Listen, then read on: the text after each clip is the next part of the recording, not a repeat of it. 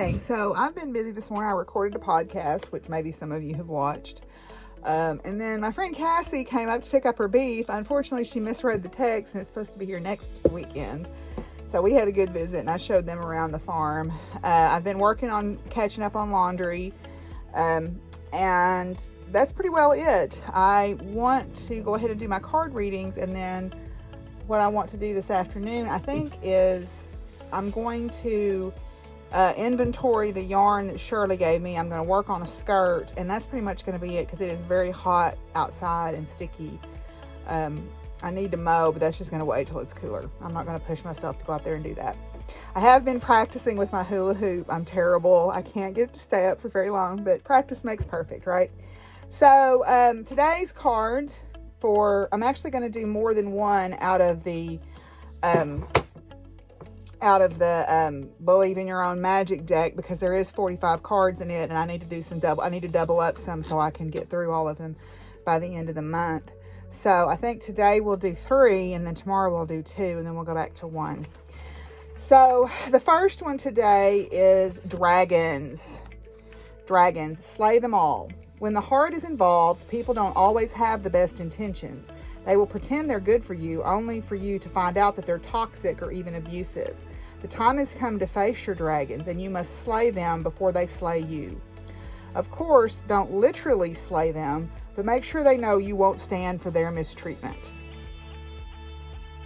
Okay, so she is facing down her dragon there on her castle, and she is letting it know in no uncertain terms that she's not going to stand for the abuse.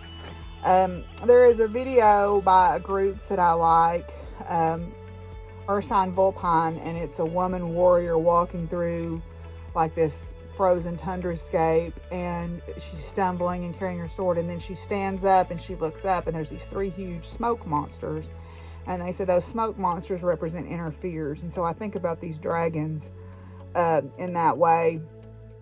And you know, the dragons that we fight internally are usually scarier than the ones that are external. At least in my world, they seem to be. So that's the first one. Then the next one is sword, which is make the change. Okay, there is a big life change you've been thinking of making for a while now. This is a sign you need to trust your instincts and take the leap. Whether you're thinking of cutting your hair or finding a job better suited to you, do the thing and do it with confidence. So big changes, maybe not, outward changes like this, maybe inward changes, maybe career changes, maybe going back to school, maybe not going back to school, maybe putting yourself back out there in the dating world, maybe taking yourself out of the dating world, maybe, it could be even something more as like leaving a job or leaving a relationship or ending a friendship that is not really a friendship. So trust your instincts. They will. If you really listen to your instincts and you listen to your gut, even when you want to argue with it, it's usually right. Okay, then the last one that we'll pull today is wings. You never needed those wings to fly. It seems like you're stuck in a never-ending cycle of self-doubt and self-criticism. When you tell yourself you can't do whatever you set your mind to, that's what we refer to as negative self-talk, and it's extremely toxic. Just as we expect others to treat us with kindness, we need to also treat ourselves with kindness. A bird can't fly away if you never let it out of its cage. And speaking as one who has mastered the negative self-talk, that is something that I am working on changing, bit by bit. I think I do a lot better than I used to. And she's left those wings behind. She never needed them to fly. So I love that image. Isn't that beautiful? Okay, so that is the Believe in Your Own Magic cards. We only have to do 1 out of the Power of Flowers today. So the Power of Flowers is, let's see, 48.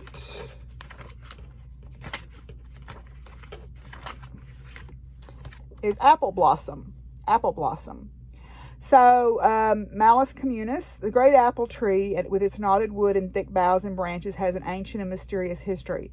Found in temperate zones, it reaches perfection in cooler regions. In the spring, the apple tree produces 5-petaled blossoms in a delicate pink and pure white varieties, which by their delightful fragrance and store of nectar attract swarms of bees. The elixir purifies the emotions, assisting the body in ridding itself of poisons of the past, and restores hope to one's inner life. The sublime sweetness of the apple blossom's essence infuses the soul body with a translucent pink light, cleansing the aura so that we may become living, holographic earth stars, manifesting our way into abundant joy and cherishing our bodies of light. The archetype is Astarte, Queen of the Stars. Okay, Astarte was the true sovereign of the world, perpetually destroying the old in order to give rise to the new. She ruled over all the stars in the heavens, and her role as the mother of all star children gave birth to the mysterious prototype of the Virgin Mary. Okay, it is well known today that the apple holds the hidden symbol of the star, the pentagram, in its center. For this reason, the apple, as well as the five-petaled apple blossom, are closely associated with the creative cycles of Astarte, the Star Queen, and were originally sacred to all goddesses.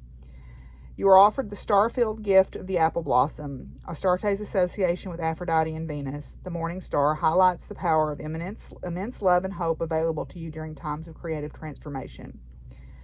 The apple blossoms surrounding Astarte represent the flowering potential that is yours alone. Deep in your heart lives the Star Queen's love, rich and plentiful, helping you to cleanse your soul aura and emerge vibrant and healthy. So the little blessing verse is, beautiful apple blossoms sparkle like multitudes of tiny stars. Teach me hope and faith, I pray, so that I may offer your cosmic riches each and every earthly day. Okay.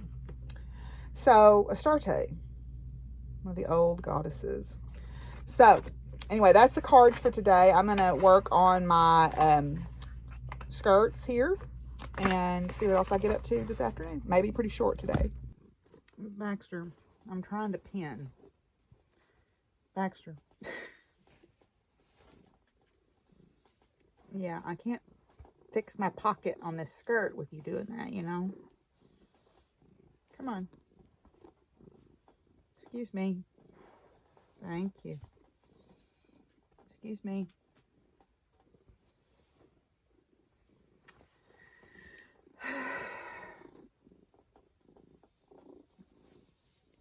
Okay. Come on. Are you done? No. Okay. Okay. Okay, well, I got the skirt front and backs put together. I got the pockets put in, and I got the lining sewed up. So, yeah, feeling pretty good about that. Well, I think I'm going to call it a day here. I'm going to go out and do my chores in a little bit and probably just spend the night either finishing up that skirt or maybe working on a cross stitch or working on one of my knitted things. Anyway, I'll see you guys tomorrow. Bye.